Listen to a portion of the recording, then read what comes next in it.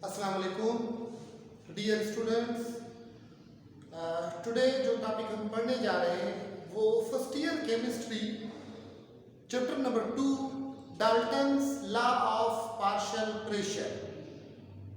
Dalton's law of partial pressure के बारे में कि ये पेपर में कैसे आता है, सेकेंड नंबर कौन से टाइप के सवाल निकल सकते हैं और इसके न्यूमेरिकल्स कैसे सॉल्व करेंगे। बहुत आसान सा टॉपिक है बेटा, फुली तवज्जो करना, फुली कंसंट्रेट करना, इंशाल्लाह इसको वन बाय वन हम क्लियर करते हैं। So Dalton's law of partial pressure, this law was given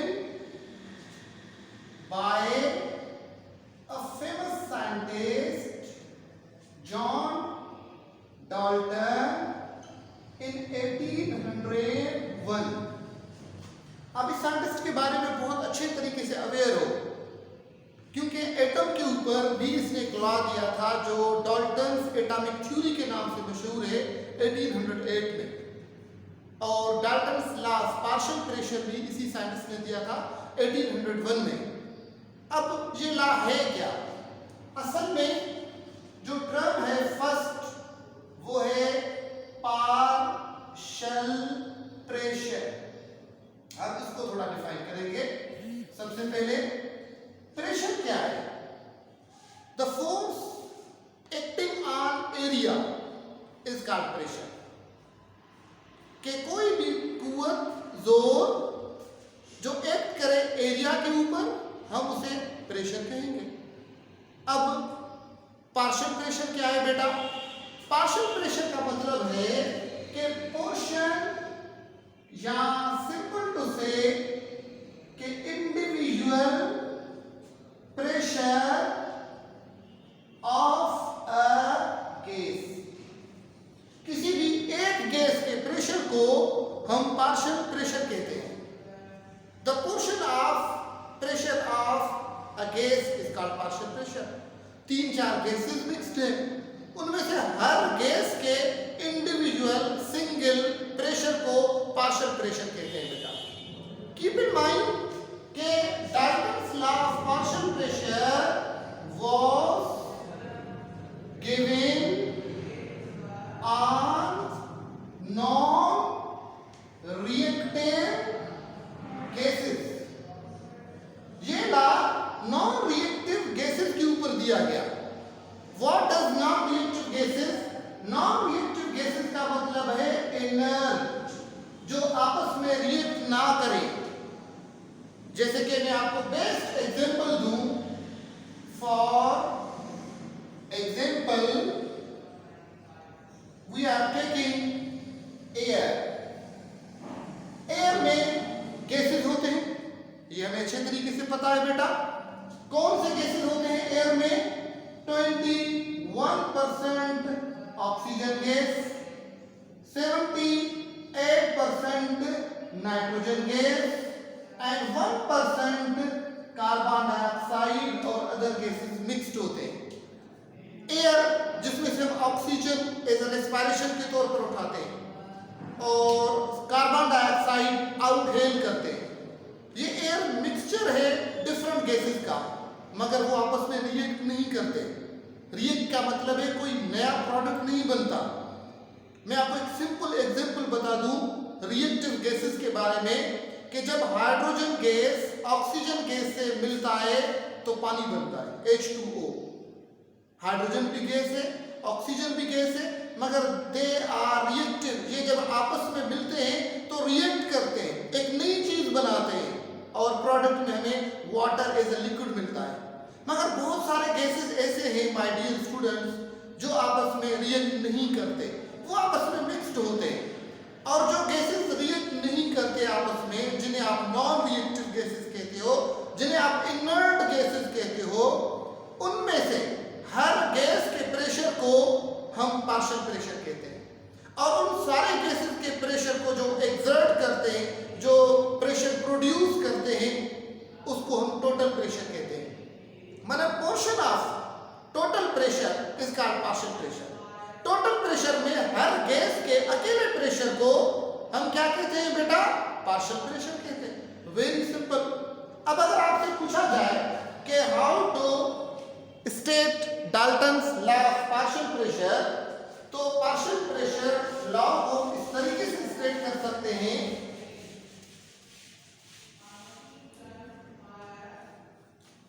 statement of Dalton's law of partial pressure, the total sum of partial pressures in a mixture of gases is called partial pressure. Dalton's law of partial pressure कि एक से ज्यादा gases हमने mix किए, उनके total pressure में से हर gas के प्रेशर को पार्शियल प्रेशर, और इस लॉ को क्या कहते हैं बेटा? Dalton's law of partial pressure कहते हैं। I will give you an example. जैसे कि हमने एक सिलेंडर उठाया है बेटा, और उस सिलेंडर में एक गैस हमने फिल किए। दोबारा ज़हन में रखना बेटा कि ये गैसेस इनर्ट हैं, मतलब वो आपस में रिएक्ट नहीं करते, और इस गैस को हमने जो नाम दिया हुआ है that is gas number A. ठीक है, जी माना गैस ए, और इसका जो पार्शियल प्रेशर है वो है 100 टॉर। कितना है बेटा? 100 टॉर। इसी तरीके से मैं इसको थोड़ा ऊपर लिख रहा हूं कि एक गैस है जिसको आपने सिलेंडर में बंद किया है, और उसका पार्शियल प्रेशर जो है कितना है बेटा? 100 टॉर है।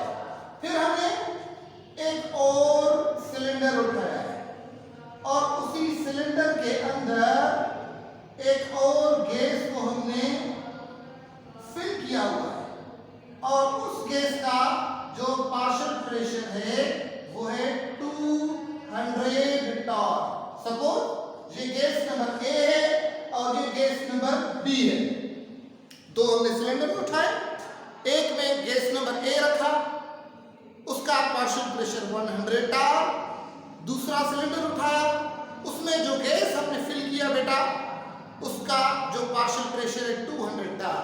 फिर हम एक और सिलेंडर उठाएंगे, और उस सिलेंडर में गैस ए और गैस बी इन दोनों को फिल करेंगे, और इसी तरीके से इस सिलेंडर के अंदर जब दोनों गैसेस हम फिल करेंगे तो हर गैस के प्रेशर को पार्शियल प्रेशर, और इसी तरीके से सारे गैसेस को प्रेशर, सारे गैसेस के प्रेशर को हम टोटल प्रेशर कहेंगे।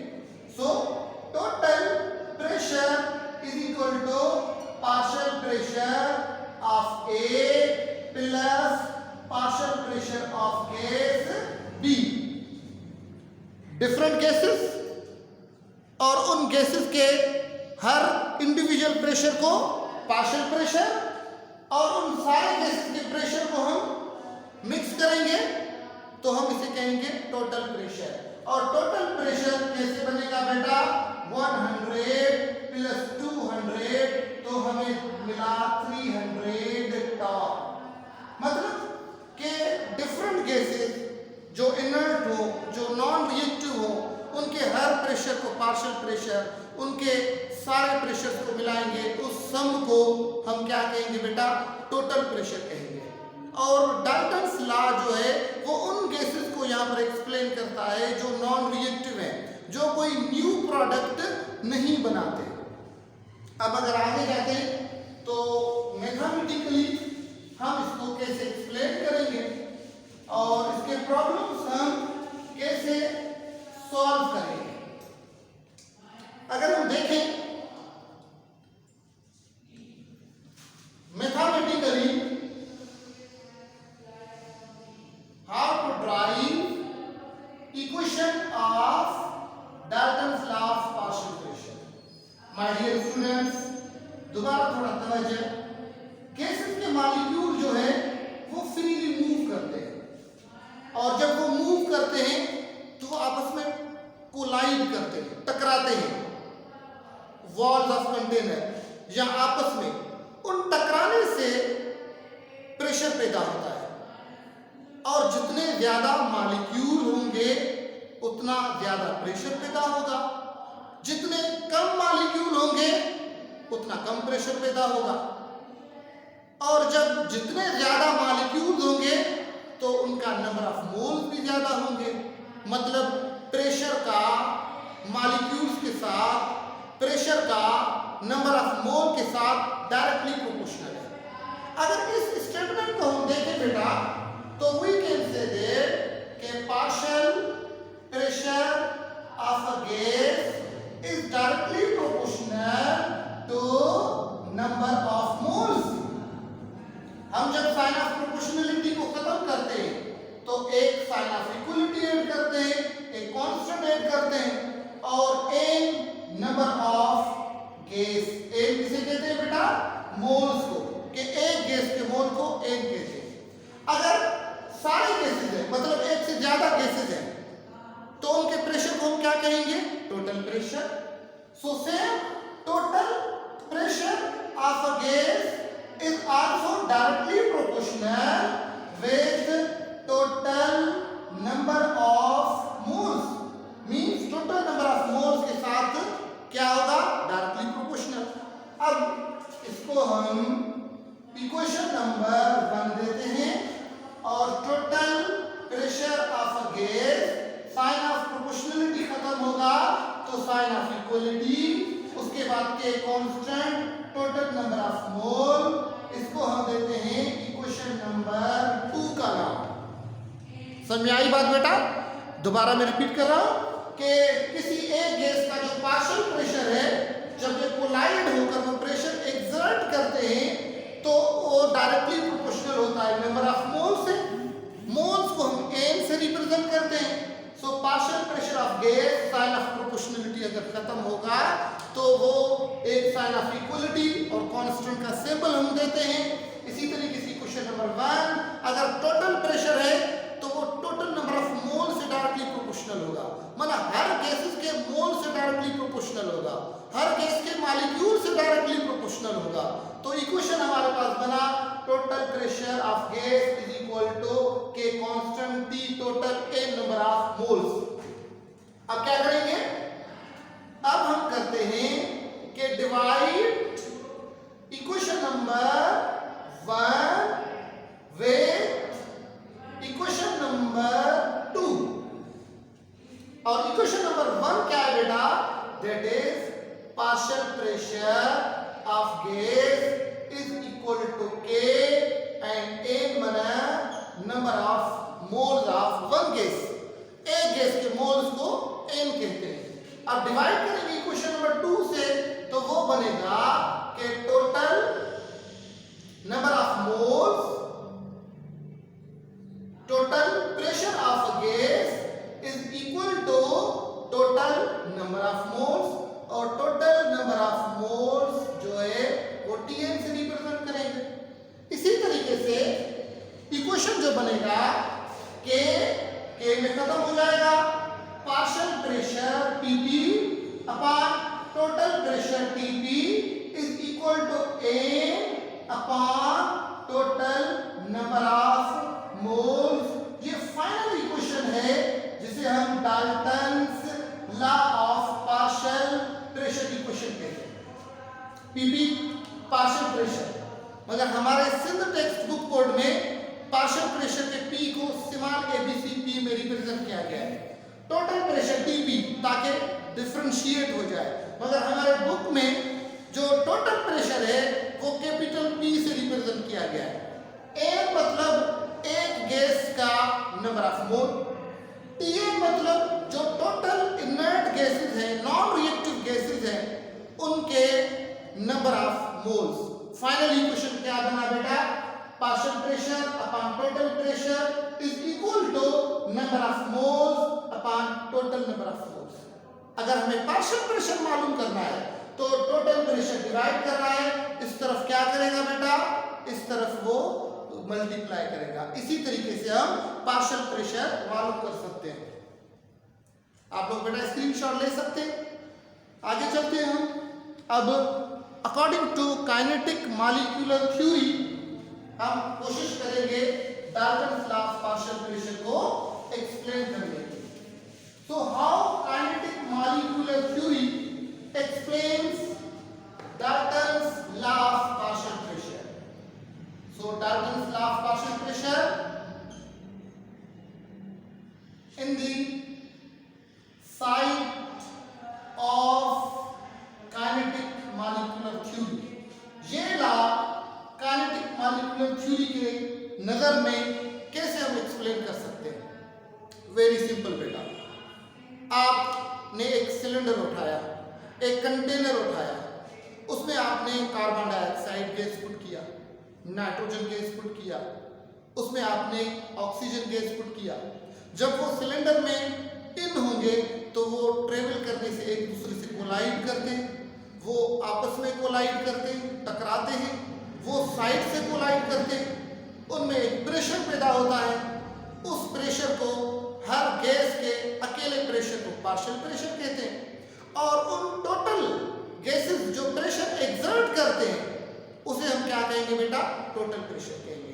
So according to kinetic molecular theory gases freely move करते हैं, वो कोलाइड करते हैं, वो प्रेशर पैदा करते हैं, और जो प्रेशर क्रिएट करते हैं हर गैस के प्रेशर को पार्शियल प्रेशर, उनके सम को हम टोटल प्रेशर के नाम से पहचानेंगे। ठीक बेटा, अब चलते हैं एप्लीकेशंस की तरफ। What are the applications of Dalton's law of partial pressure? Number one application जो है, this law is used in process of respiration, breathing. ये जो प्रोसेस है या Dalton's law of partial pressure है, ये रेस्पिरेशन प्रोसेस, ब्रीथिंग प्रोसेस में use होता है। जैसे कि हम सांस लेने में क्या उठाते हैं बेटा, यूज करते हैं, एयर यूज करते हैं, और एयर में हम क्या इनहेल करते हैं? माय डियर स्टूडेंट्स, हम इनहेल करते हैं ऑक्सीजन गैस, और ऑक्सीजन गैस का जो पार्शियल प्रेशर है वो है 116 टॉर। माय डियर स्टूडेंट्स, फिर हम आउटहेल क्या करते हैं? हम आउटहेल करते हैं कार्बन डाइऑक्साइड, और वो कार्बन डाइऑक्साइड जो हमारे लंग्स के अंदर होता है उसका पार्शियल प्रेशर बन जाता है 156 टॉर। दोबारा मैं रिपीट कर रहा हूं, हालांकि ये सेंटेंस को थोड़ा और भी मैं करेक्ट कर दूं कि 116 टॉर जो है वो पार्शियल प्रेशर है ऑक्सीजन गैस का, और ये हमारे बॉडी के अंदर, लंग्स के अंदर होता है। और इसी ऑक्सीजन का जो आमतौर पर पार्शियल प्रेशर है वो है 156 टॉर, और ये 156 टॉर जो है वो एटमॉस्फेयर के अंदर प्रेशर है। और हमें अच्छे तरीके से पता है कि हाई प्रेशर जो है वो लो प्रेशर की तरफ मूव करता है। अब हमारे लंग्स के अंदर जो पार्शियल प्रेशर है वो है 116 टॉर, और जो एटमॉस्फेयर में है वो है 156 टॉर। सो एटमॉस्फेयर से ऑक्सीजन हमारे बॉडी के अंदर इन होता है, और इसी तरीके से हम इजीली रेस्पायर करते हैं। अब जैसे हमारे बॉडी में लंग्स में इन हुआ तो कार्बन डाइऑक्साइड बना जो हम आउटहेल करते हैं, और ये जो कार्बन डाइऑक्साइड है उसका पार्शियल प्रेशर हमारे लंग्स में ज्यादा होता है और एटमॉस्फेयर में कम होता है, जिसकी वजह से वो कार्बन डाइऑक्साइड आसानी से हम आउटहेल कर सकते हैं। मतलब ऑक्सीजन गैस का पार्शियल प्रेशर एटमॉस्फेयर में ज्यादा, हमारे लंग्स में कम, तभी वो हमारे बॉडी के अंदर इन हो रहा है। और कार्बन डाइऑक्साइड का पार्शियल प्रेशर हमारे लंग्स के अंदर कम, हमारे एटमॉस्फेयर में ज्यादा, जिसकी वजह से हम आउटहेल आसानी से करते हैं। मतलब ये खुदा ताला का कितना बड़ा नेमत है कि इसी तरीके से हम आसानी से रिस्पायर करते हैं। जैसे एक डिजीज होता है एस्थमा, जिसे आप दम की बीमारी भी कह सकते हो। इसमें सम टाइम हमारे लंग्स के अंदर पार्शियल प्रेशर जो है वो चेंज हो जाता है, या सम टाइम हम वॉक करते हैं, एक्सरसाइज करते हैं, 3-4 मिनट स्पीडली हम क्या कहते हैं रन करते हैं, तब ऐसे लगता है जैसे कि हमारा सांस खुल जाए। तब हमारे बॉडी के जो लंग्स है उसका पार्शियल प्रेशर चेंज होता है और आसानी से ऑक्सीजन जो है हमारे बॉडी में नहीं पहुंच पाता, और इसी तरीके से जो है रेस्पिरेशन में प्रॉब्लम क्रिएट होता है। मींस एस्थमा में जो है एक तो एस्थमा हमारे वेन्स के अंदर कोलेस्ट्रॉल आ जाता है, दूसरा एस्थमा जो है हमारे बॉडी के अंदर जो लंग्स है उसका जो पार्शियल प्रेशर है वो आमतौर पर चेंज हो जाता है। सो बात करते थे एप्लीकेशंस की। So first application of Dalton's law क्या है बेटा? Use in process of respiration, और ये सवाल एंट्री में भी आ चुका है कि respiration process follows dash law, Dalton's law, grams law, Boyle's law या चार्ल्स लॉ। तो करेक्ट ऑप्शन क्या है बेटा?